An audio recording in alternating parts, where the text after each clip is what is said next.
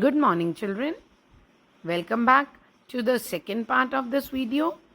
In this video, we are going to start with the content of chapter 7 of our book, that is packing. So, I hope all my kids are ready with the books and the pencils. So, let's begin with the chapter. Before you read, do you like going on trips? What kind of trips do you enjoy the most? Obviously, everybody likes going on trips. How do you feel about having to pack for a trip? Now, how does it feel when you have to pack for the trip? Have you ever discovered on a trip that you have forgotten to pack a few things that you very much need or that you cannot find them easily? This happens with everybody. Many a times we tend to forget the things that we require the most. Does this make you angry or does it make you laugh at yourself? What is your reaction? Obviously, we get upset. Now read this description of how the author and his friends they pack. Let's begin. I said I would pack. I here stands for the narrator Jerome. He said that I would pack. I rather pride myself on. Pride myself on means the narrator he was very proud of his packing skills. Packing is one of those many things that I feel I know more about than any other person living. What narrator says is that packing is one of those tasks, one of those many tasks which I can do better than anybody else in the world. It surprises me myself sometimes how many such things are there.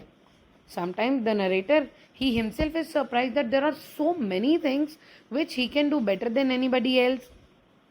I impressed the fact upon George and Harris and told them that they would better leave the whole matter entirely to me. Now, what narrator said? That I impressed the same fact. That which fact? That he is the best one to pack the things. I impressed the same fact upon George and Harris and told them that you leave this matter of packing entirely to me. I'll do it myself. Now they fell into the suggestion with a readiness that had something uncanny about it. Now he says those people they fell into means accepted this suggestion with such a readiness.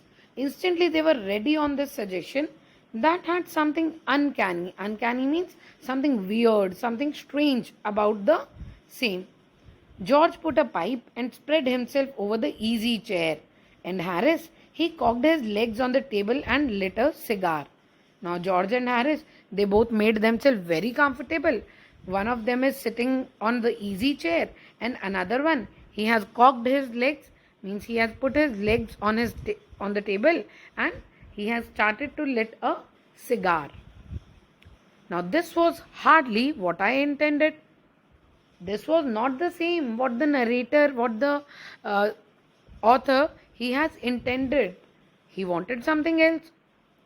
What I had meant, of course, was that I should boss the job and that Harris and George should potter about under my directions. Now, what actually the narrator wanted was, I will be your boss. I will be bossing the job. And you both, George and Harris, they should potter about. Potter about means do some unimportant things under my direction. Whatever I'll be telling you, you are going to do those things under my supervision. I'll be your boss.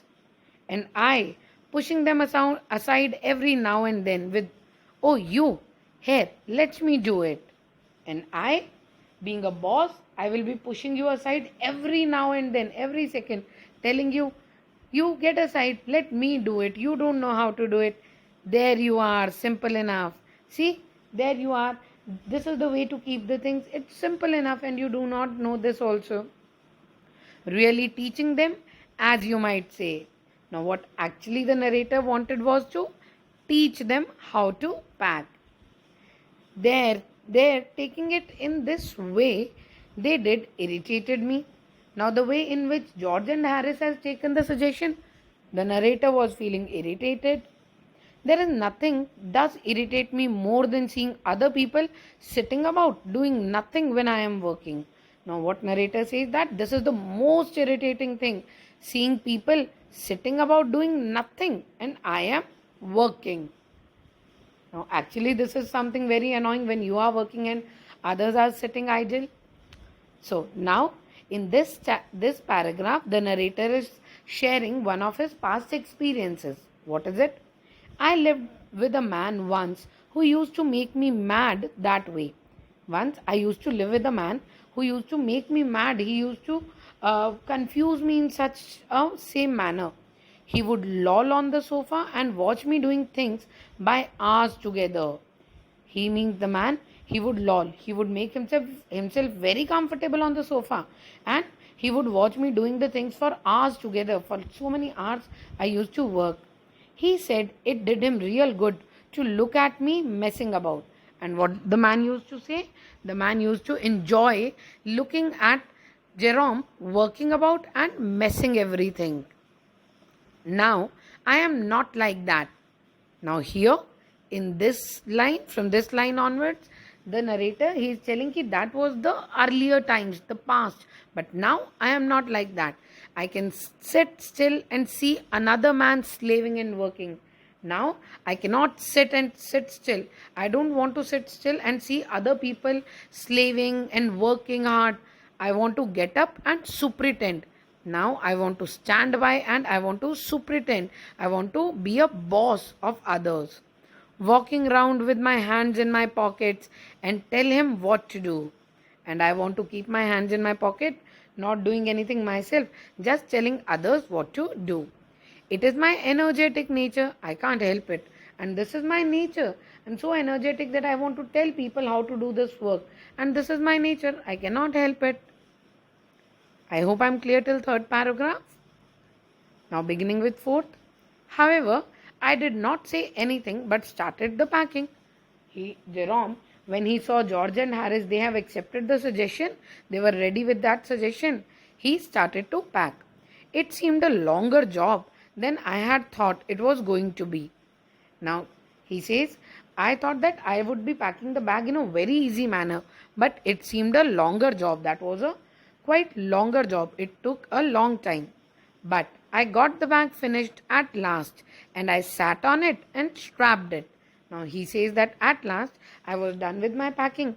I sat on the bag. Now obviously the bag was filled with so many things. So he has to sat over the bag and strapped it. Means he just closed the bag. Aren't you going to put the shoes in? Sorry, the boots in, said Harris. Now Harris, after the bags were packed, he said, aren't you going to put the boots in? Now this Harris could have told this earlier also before the packing of the bag.